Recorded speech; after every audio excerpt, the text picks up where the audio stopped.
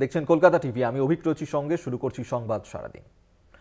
কয়েকজন রাজ্যপালের ভূমিকা নিয়ে অসন্তোষ প্রকাশ সুপ্রিম কোর্টের বিচারপতি বিভি নাগারাত্নার। সংবিধান মেনে কাজ করছেন না কয়েকজন, এমনটাই বলেছেন তিনি। আমরা এই নিয়েই কথা বলবো। পীযূষ কান্তি নাগ আমাদের সঙ্গে প্রতিনিধি টেলিফোনে রয়েছেন। পীযূষ দা, আজ ঠিক এই প্রেক্ষিতে কয়েকজন রাজ্যপাল তারা যেমনটা বলেছেন যে তাদের ভূমিকা নিয়ে অসন্তোষ প্রকাশ করেছেন সুপ্রিম কোর্টের বিচারপতি বিভি নাগারাত্না। কি বলেছেন তিনি? দেখো, সুপ্রিম কোর্টের বিচারপতি বিভি নাগারাত্না বেঙ্গালুরুতে একটি কনফারেন্সে তিনি যোগ দিয়েছিলেন। সেই যোগ দিয়ে তিনি বলেছেন, ভারতবর্ষের বেশ কয়েকটি রাজ্যে রাজ্যপালের ভূমিকা যথেষ্ট এখনো পর্যন্ত দেখা যাচ্ছে যে নিষ্ক্রিয়। তার কারণ, একজন রাজ্যপালের ভূমিকা হওয়া উচিত আমাদের সংবিধান মেনে। এ প্রসঙ্গে তিনি দুর্গাবাইয়ের করা একটি মন্তব্য উদ্ধৃতি করে বলেছেন, শাসককে সবসময় দলীয় রাজনীতির ঊর্ধ্বে থাকতে হবে এবং দলাদলির ঊর্ধ্বে রাখতে হবে নিজেকে। অর্থাৎ বিভি নাগারাত্নার এই মন্তব্য কিন্তু এর আগেও নয়, এই প্রথম নয়। তিনি এর আগেও এই রাজ্যপালদের ভূমিকা নিয়ে তিনি মন্তব্য করেছিলেন এবং বিশ্ববিদ্যালয়ের একটি কনফারেন্সে তিনি বলেছিলেন যে সম্প্রতি দেখা যাচ্ছে যে বিভিন্ন রাজ্যের গভর্নর রাজ্যপালরা রাজ্য সভায় যে বিল পাস হচ্ছে, অর্থাৎ বিধানসভায় যে বিল পাস হচ্ছে, সেই বিল পাস করিয়ে তারা বিলম্বিত করছে। এই বিষয়টা কিন্তু তাদেরকে মাথায় রাখতে হবে যে ফেডারেল স্ট্রাকচার, যে আমাদের যে গণতান্ত্রিক যে পরিকাঠামো আছে, সেই পরিকাঠামোগুলিকে মেনেই রাজ্যপালদের চলতে হবে। সেখানে কোনো তাদেরকে নিজেদেরকে রাজনীতির ঊর্ধ্বে রাখতে হবে। তুমি জানো যে আমাদের ভারতবর্ষের সংবিধানের তিনটি লিস্ট রয়েছে, একটি সেন্ট্রাল, একটি স্টেট এবং একটি কনকারেন্ট, অর্থাৎ রাজ্য এবং সেন্ট্রালের যৌথভাবে। যেখানে স্টেট গভর্নমেন্টের লিস্ট রয়েছে, আইন রয়েছে, রাজ্য আইন, সেখানে বিধানসভায় সেই আইনগুলি সংশোধন এবং নতুন আইনের ক্ষেত্রে যে বিলগুলি পাস হয় সেগুলো পাস করতে যথেষ্ট। পীযূষ দা, আবারও আসবো তোমার কাছে, এই বিষয়ে আরো জানবো। তবে তুমি আমাদের সঙ্গে থাকো। এই মুহূর্তে আমাদের সঙ্গে টেলিফোনে রয়েছেন তৃণমূল মুখপাত্র শান্তনু সেন। শান্তনু বাবু, কয়েকজন রাজ্যপালের ভূমিকা নিয়ে অসন্তোষ প্রকাশ করেছেন সুপ্রিম কোর্টের বিচারপতি বিভি নাগারাত্না। তিনি বলেছেন যে সংবিধান মেনে কাজ করছেন না কয়েকজন রাজ্যপাল, যা অত্যন্ত দুর্ভাগ্যজনক। বিভি নাগারাত্নার এই মন্তব্যকে কিভাবে দেখছেন? না, আমার তো মনে হয় ওনার অবজারভেশন যথার্থ। তার কারণ, বিগত 10 বছরে রাজ্যপালের যে সাংবিধানিক গরিমা, সেটা রাজনীতিকরণের মধ্যে দিয়ে সম্পূর্ণ ভুলুণ্ঠিত হয়েছে।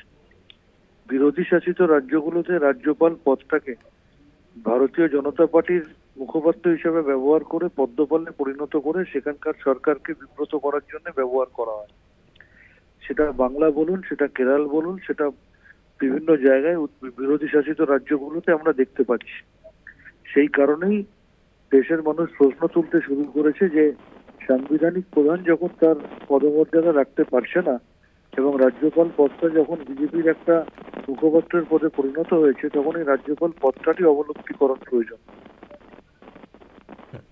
ধন্যবাদ আপনাকে। তৃণমূল মুখপাত্র শান্তনু সেন আমাদের সঙ্গে টেলিফোনে ছিলেন। আমরা আবারও কথা বলবো। পীযূষ কান্তি নাগ এই মুহূর্তে টেলিফোনে রয়েছেন প্রতিনিধি। পীযূষ দা, যেমনটা বলছিলেন, দেখো, বিধানসভায় যে বিলগুলি পাস হয় সেই প্রসঙ্গে বিচারপতি নাগারাত্না বলেছেন যে সম্প্রতি যে রাজ্য গভর্নর অর্থাৎ রাজ্যপালের যে ভূমিকাগুলি দেখা যাচ্ছে, যে বিলগুলিতে সম্মতি দেওয়ার ক্ষেত্রে তারা বিলম্বিত করছে, অর্থাৎ বিলগুলিতে যে মতামত দেওয়া, বিবেচনা করা এবং সেই বিলগুলি সম্পর্কে সিদ্ধান্ত গ্রহণ করা, তার স্বাক্ষর করা, তারা বিলম্বিত করছে।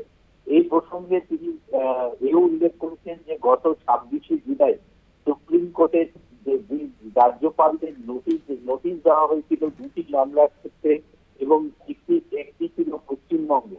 অর্থাৎ সেই পশ্চিমবঙ্গের সঙ্গে রাজ্যের সঙ্গে রাজ্যপালদের এই বিরোধে কিন্তু দেখা যাচ্ছে যে সংবিধানের ক্ষেত্রে একটা পার্থক্য তৈরি হচ্ছে। ফেডারেল স্ট্রাকচারের ক্ষেত্রে রাজ্য এবং রাজ্যপালের মধ্যে বিরোধ তৈরি হচ্ছে।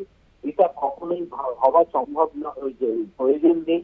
এক্ষেত্রে তিনি বলেছেন যে রাজ্যপালদের কঠোরভাবে অনুসরণ করতে হবে, যে আইন দ্বারা প্রতিষ্ঠিত যে পদ্ধতি রয়েছে সেই পদ্ধতিতে তাদের মেনে চলতে হবে।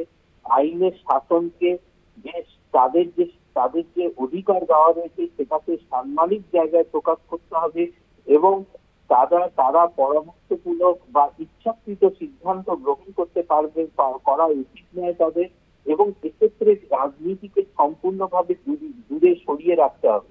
এছাড়াও তুমি জানো যে এই রায় দিতে গিয়ে বলেছে যে স্টেট অফ কেরালা এবং West Bengal, state of West Bengal, Paschimbanga, এই ইতিমধ্যে পশ্চিমবঙ্গে এই দুটি রাজ্যপালদের নিয়ে সুপ্রিম কোর্টে মামলা দায়ের করেছে।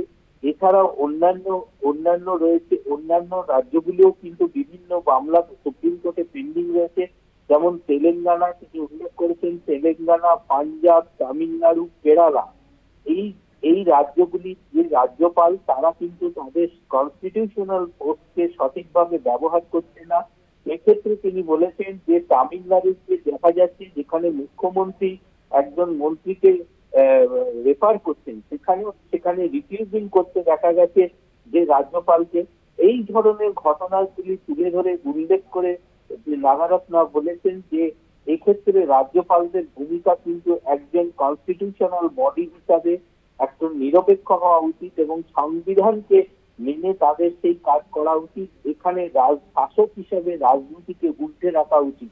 এক্ষেত্রে সেইটা যদি মানা না হয় তাহলে এক্ষেত্রে কিন্তু সংবিধান সম্পূর্ণভাবে যে রাজ্যপালের যে গরিমা দেওয়া রয়েছে তা কিন্তু বিঘ্নিত হবে। সংবিধানের মান্যতার ক্ষেত্রে রাজ্যপালের ভূমিকাকে বিঘ্নিত হচ্ছে এবং এ বিষয়ে রাজ্যপালদের যথেষ্টভাবে সতর্ক থাকা উচিত এবং রাজ্যপালদের এই বিষয়গুলি মেনেই তাদের সাংবিধানিক যে অধিকার, তাদের সাংবিধানিক ক্ষমতা, সেটিকে মেনেই কিন্তু তাদের চলা উচিত। তবে রাজ্য এবং রাজ্যপালের মধ্যে যে পার্থক্য তৈরি হচ্ছে, যে সংঘাত তৈরি হচ্ছে, যে মতভেদ তৈরি হচ্ছে তা কিন্তু নিরসন করা সম্ভব। এক্ষেত্রে সংবিধানকে ঊর্ধ্বে রাখতে হবে। নাগারত্নার এই কনফারেন্সের বক্তব্য থেকে সেটাই কিন্তু পরিষ্কার বলে মনে করছে আইনজ্ঞ মহল। বেশ, ধন্যবাদ তোমায়। পীযূষ কান্তি নাগ আমাদের সঙ্গে টেলিফোনে ছিলেন প্রতিনিধি।